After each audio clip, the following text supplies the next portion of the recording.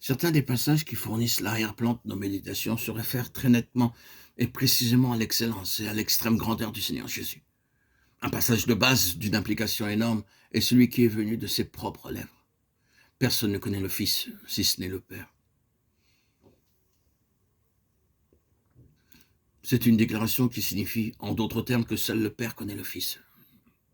C'est qu'il est et ce qu'il est. Seul le Père sait tout ce que le Fils représente. Avec cela, nous avons la profonde déclaration de l'apôtre Paul. Mais lorsqu'il plut à Dieu de révéler en moi son Fils.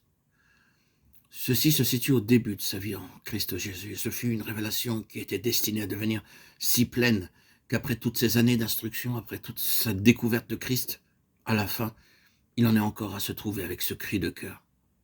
Je regarde toute chose comme une perte à cause de l'excellence de la connaissance de Jésus-Christ mon Seigneur, pour lequel j'ai renoncé à tout. Je le regarde comme de la boue afin de gagner Christ. Philippiens 3:8.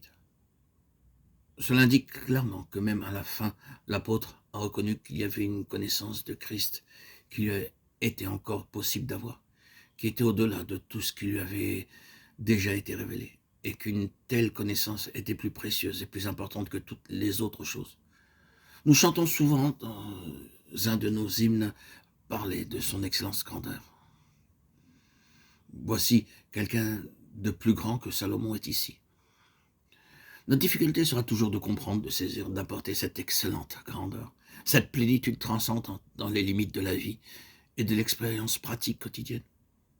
Pourtant, il est nécessaire que cela soit, et notre approche de cette plénitude doit être du genre à nous la rendre d'une valeur immédiate, car tout ce vaste domaine de puissance et de plénitude, bien que tellement au-delà de notre compréhension, est cependant pour notre bien et notre avantage présent. Dans ce compte rendu de la grandeur de Salomon, il y a quelques traits caractéristiques qui annoncent cette grandeur du Seigneur Jésus. Une grandeur qui, comme nous l'avons dit, est pour notre bien et notre avantage présent. Nous remarquons qu'il est dit de Salomon qu'il était un roi sur tout Israël et qu'il dominait sur toute la région au-delà du fleuve. Et quelqu'un de plus grand que Salomon est ici.